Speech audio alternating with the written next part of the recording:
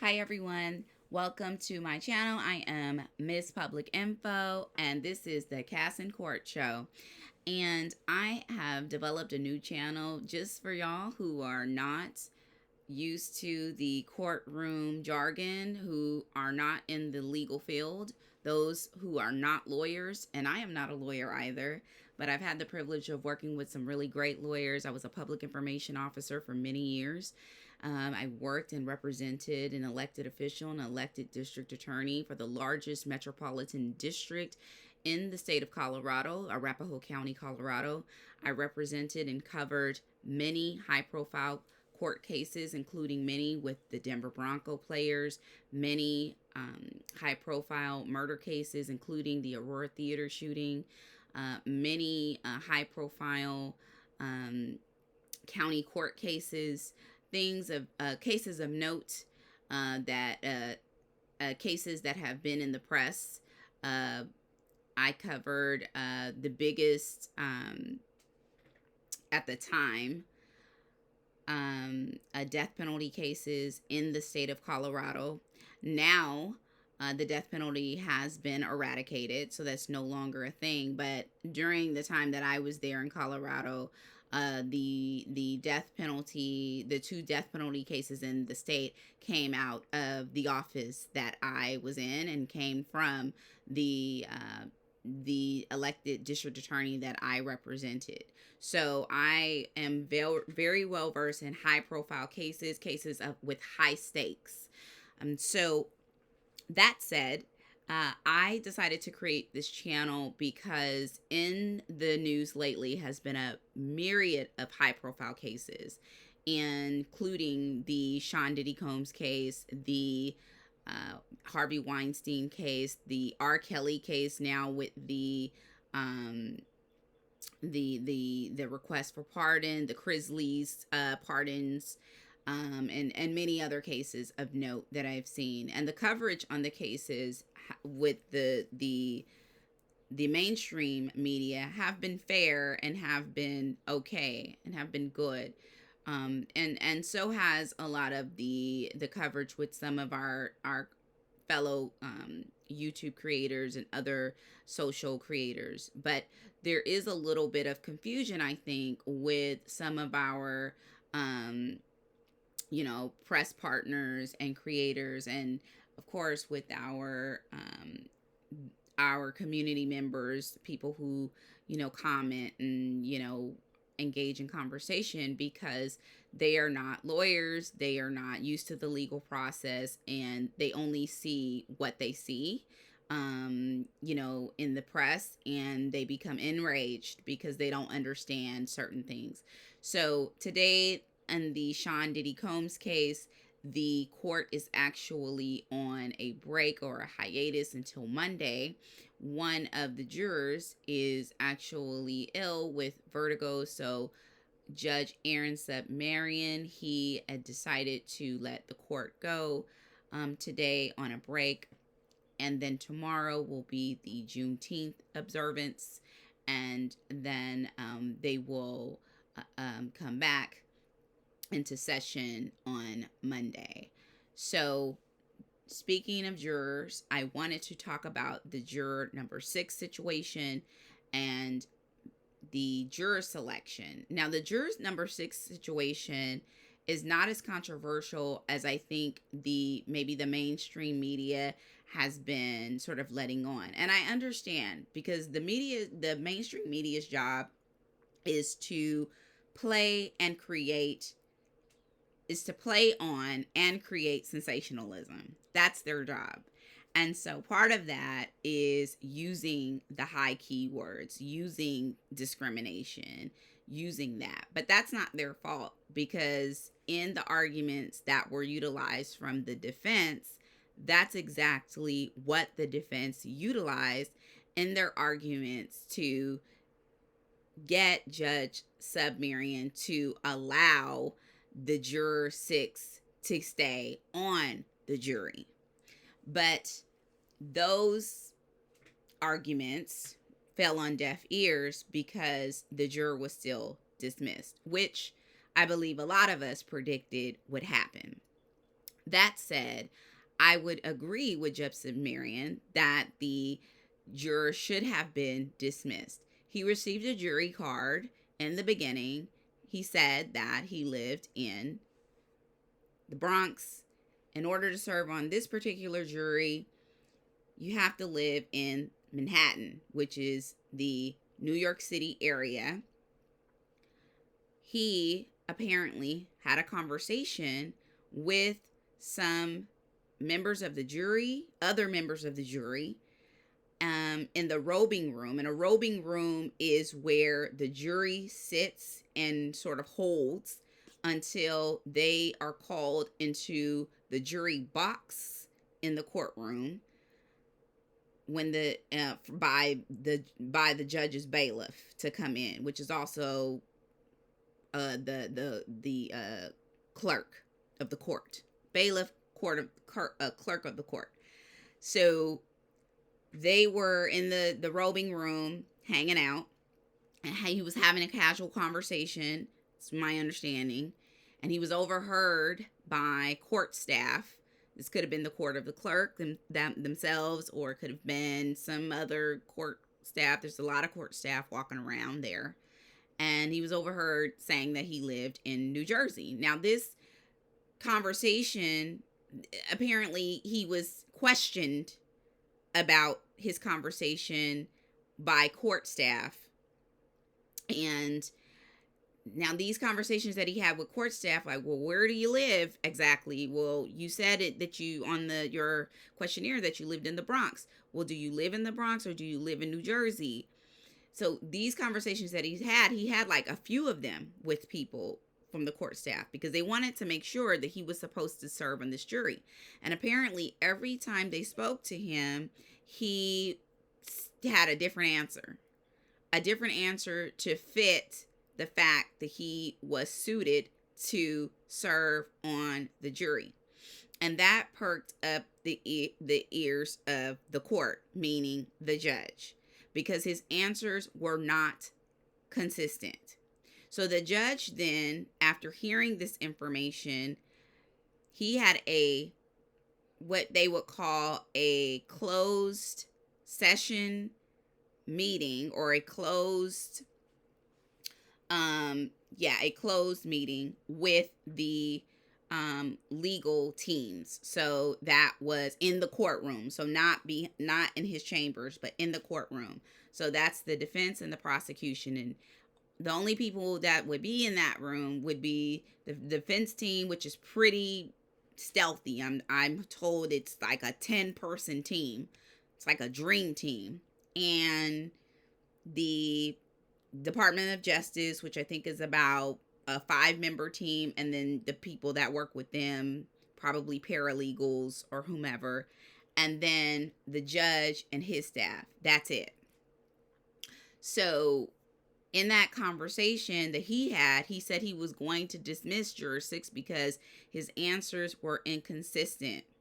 Now, what you have to understand about jury selection is that it's not so much that they thought he was lying and that, you're a liar, you can't serve on the jury. It was really about the fact that if you are inconsistent with your answers with just a very simple question, where do you live? Then how can you correctly and faithfully and with clarity and sound mind judge this particular trial, which is really holding the fate of a man's life, which he faces life in prison? Can you do this work? Can you actually do this? And Judge Aaron Sumerian is saying, based upon the answers that this man is given about where he lives, he cannot. So we all know that some of what has been going on with the defense is that they have been trying to, part of this strategy is that they have been trying to, call a mistrial. They've been requesting mistrials. So immediately after Judge Sumerian said, hey, I'm going to dismiss this guy, part of the defense team, I think it was Donaldson, that's one of Sean Combs' defense attorneys, says, hey, I have some case law here that I would like to enter, and he has every right to do this because this the Southern District of New York has a history with black jurors not having enough black jurors. There's been a problem with parity in the Southern District of New York, not having enough black jurors. And, you know, he is the only black male juror that we have on this trial. And if you get rid of him, we will not have any more black male jurors. Juror number 6 was 41, black male, and from New York or New Jersey. We still don't know. So the defense argued that to get rid of him would be discriminatory. And so another lawyer for the defense said, well, the prosecution is bringing this up. They're bringing this up now because and the fact that they're bringing this up now is discriminatory. And so based upon what I just told you, lets you know that that was incorrect because the prosecution had no idea. The Department of Justice, the government said, no, we had no idea that he had any, address issues actually. And even one of the lawyers on their side said, yeah, we also did not have any idea. So no one had any idea that this was going on. This guy was just casually talking about it. Judge Submarian's other issue with this, and I would say he's right about this as well, is that this guy was fighting really hard to stay on this jury. Another problem that had happened prior to this case even getting going was that Sean Combs had an issue with witness tampering when he was in, but prior to the trial getting going. There was witness, a fear of witness tampering, a history of it. This has come out in trial already. So they were like, well, why is he trying to stay on this trial? He wants to be on this trial too bad. He wants to be on this too bad. What's going on here?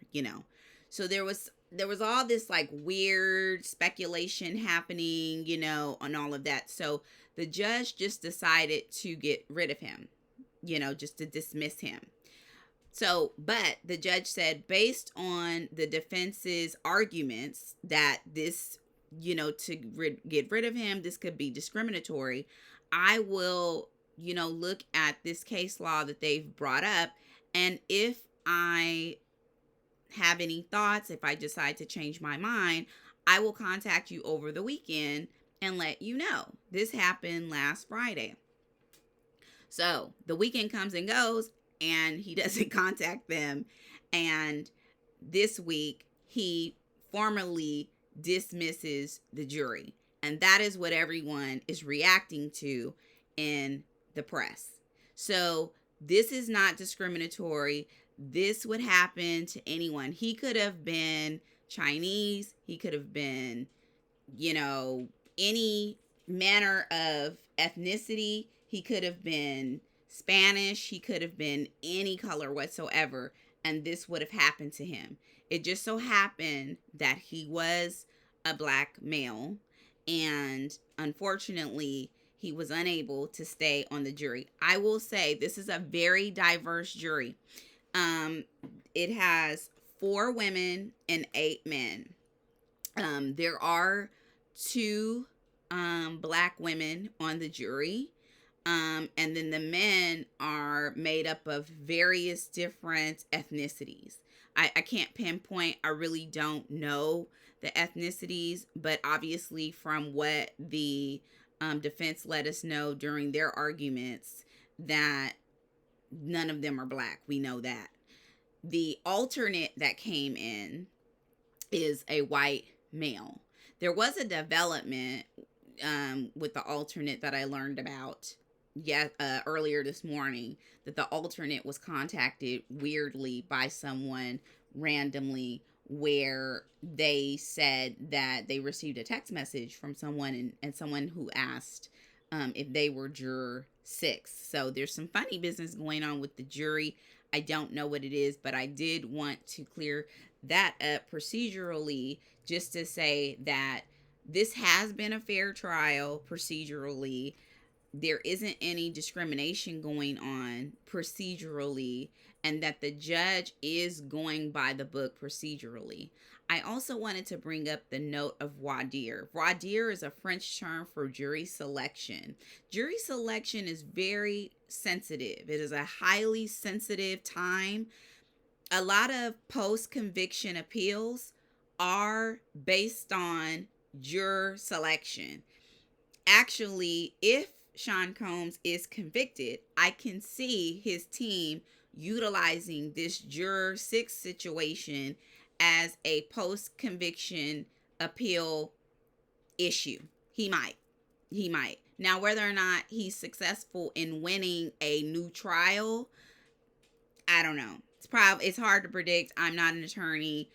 You'll get various answers on that, but procedurally, this does qualify as a potential post-conviction appeal topic. But in terms of voir dire is very sensitive. It's a very highly sensitive time. You have about 200 to 300 jurors that come through for voir dire, and when they dwindle them down to, depending on the kind of a case, but they dwindle them down from 300 to 100. And if you've been through jury selection, it's literally a cattle call. You're going in, they off the top get rid of 100 based on just like, looking at the cards and saying, okay, yeah, thanks, because they just don't need that many people to go through. They just automatically chop 50 to whatever many, and then they take those leftover people, send them in a room, and then those people are the people that go into the courtroom and face the legal counsels and then the judge, and then they sit in the jury box, and then they, go and get questions. Is there anyone who would, not be able to judge this case fairly based on a myriad of reasons, X, Y, and Z, blah, blah, blah. But during this time, that is the reason why it is very important for people to tell the truth, for people to be honest about whether or not they can be, unbiased about these particular topics, because then you get down to things like this where, you're in a robing room, a lunch room, or whatever, and you're having a casual conversation, and then all of a sudden you're being called into the judge's chambers or whatever and being questioned about where you live. You know what I mean? So it's very important to tell the truth about these things. I per se will probably never be able to serve on a jury, simply because I've worked for a district attorney. I've worked very closely with a district attorney, so I would never probably be able to be unbiased on any jury, criminal jury whatsoever, and probably civil. They probably wouldn't want me for a civil trial either. I have had jury selection. I've never made it that far into the process, so that's yet to be seen, so we'll have to see.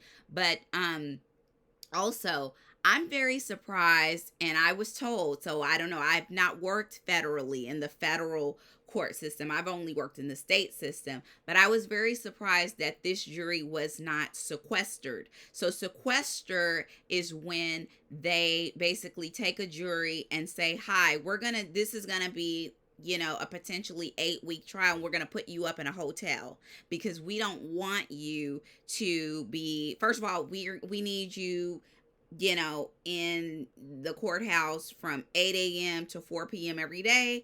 And we don't want you talking to anyone else, and we don't want you to be influenced by anyone else, and we don't want you reading anything or anything like that. So I was surprised in a case like this that they didn't have, that they weren't sequestered.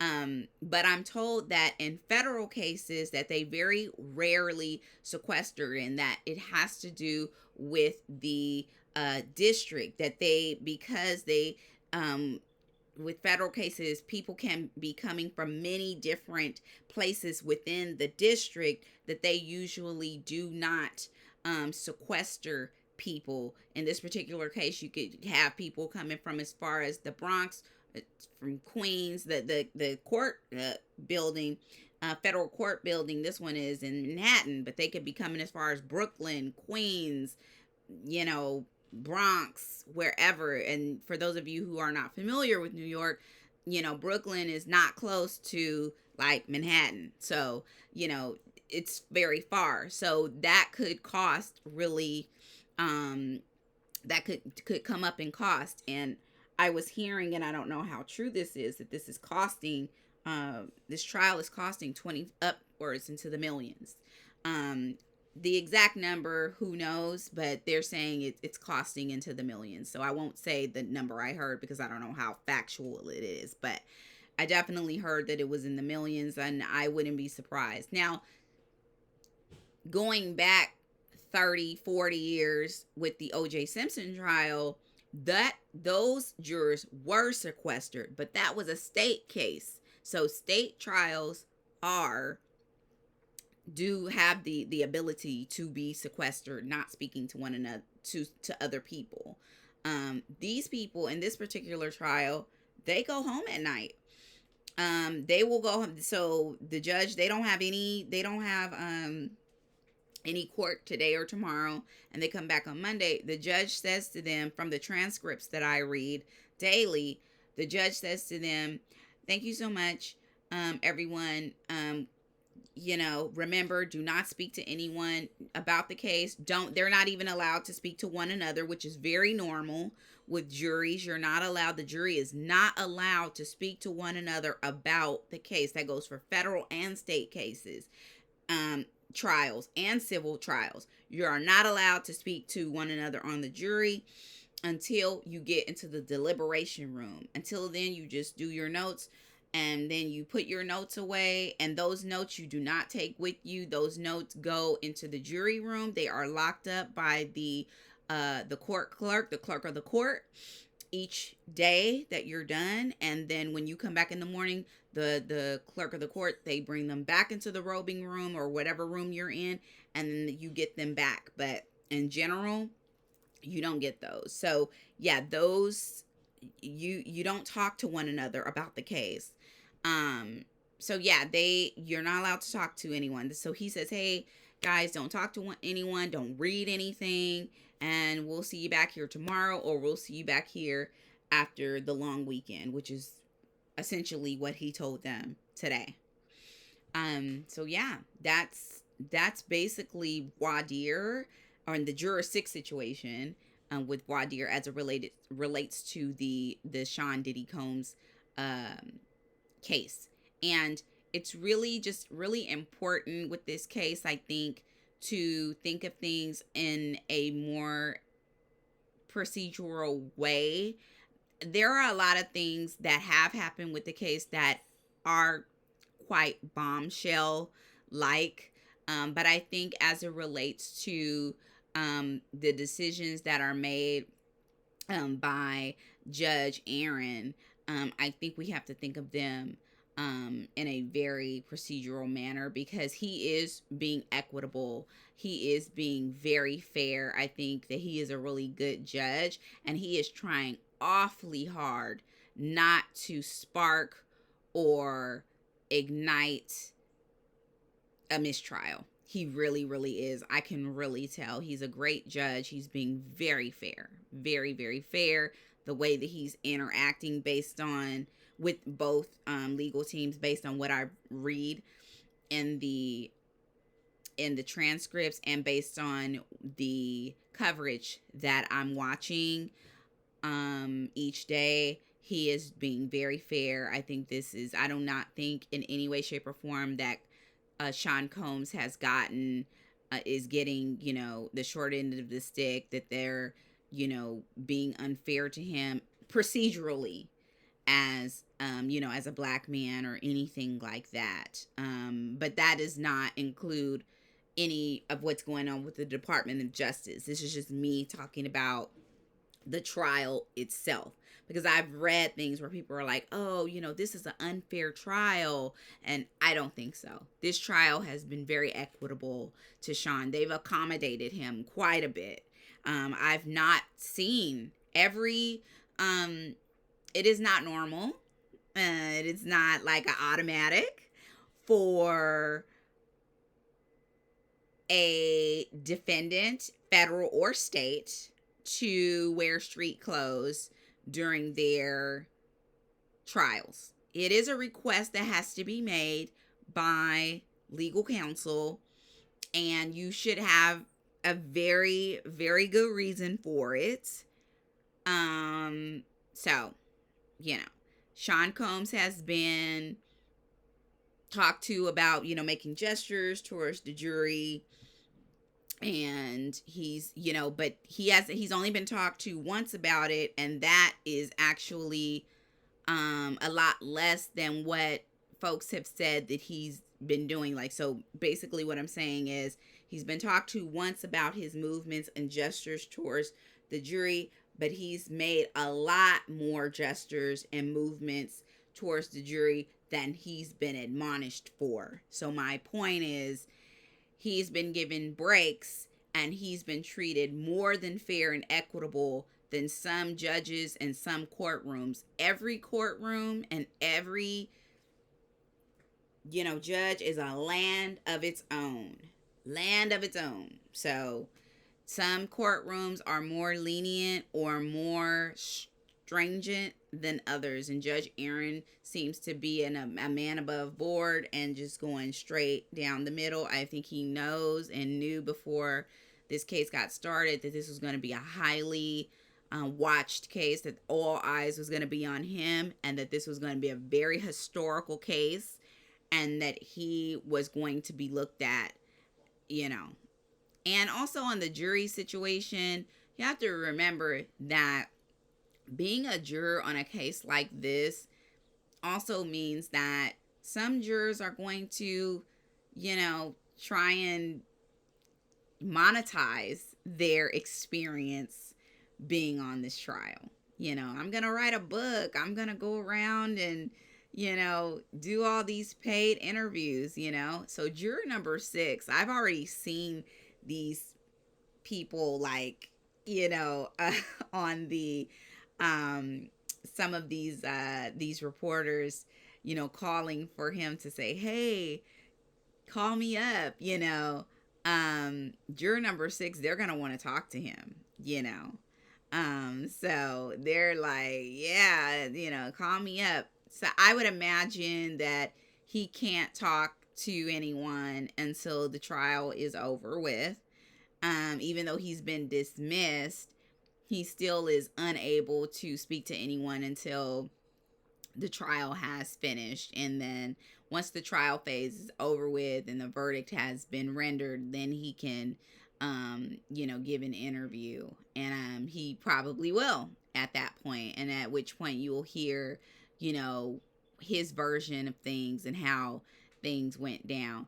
And then lastly, here's to clear up what went down, because there was a whole kerfuffle about, oh, Judge Aaron was mad and he went off. There's a lot of drama. Some correspondents were like, oh, there's drama, in the courtroom. I think it was a couple of days ago. The drama was that, if that's what you want to call it, I don't think it was drama, but he was upset. Judge Aaron was upset that someone in the courtroom, someone on the legal teams, had leaked information to the press about the juror 6 situation. And that's essentially what it was. That was a closed session, and it should not have been talked to. It should not have been reported on at all.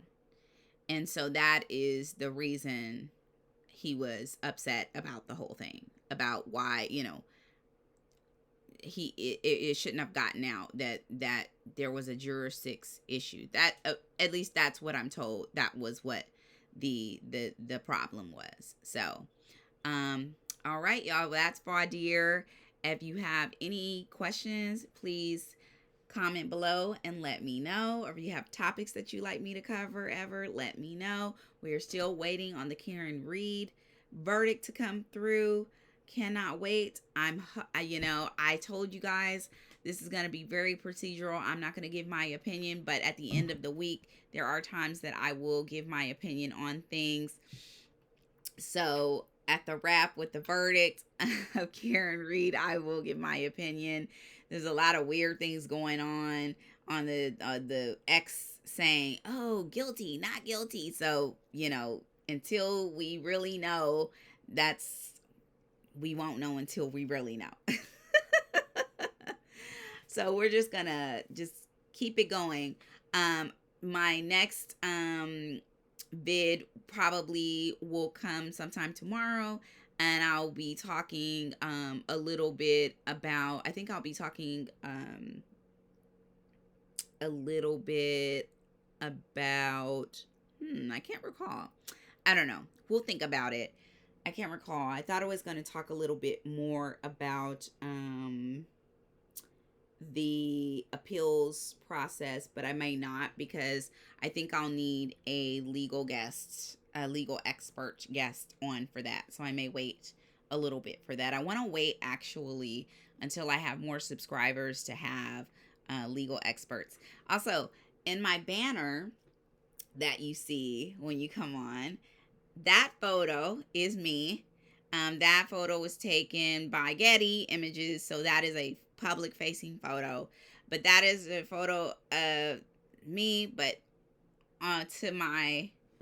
if I'm facing this way, it's my left. So to my left is the elected official that I represented. She's the elected DA. That's Carol Chambers. And to my right and behind me are my colleagues who were the attorneys working on the Aurora Theater shooting case. We were coming down the stairs, getting ready to hold a press conference or a gaggle for the first gaggle for the James Holmes trial in front of the court building. So that's where that photo comes from. If you're curious about it, like, is that Cass? Is that Miss Public Info? Yes, that is me about 13 years ago. I was 13 years younger, and I haven't aged a day. Okay, guys. I'll see you later. This has been Miss Public Info on the Cass and Court Show. Remember to subscribe and like, and I'll see you later. Stay safe out there and stay out of trouble. All right, guys. Bye.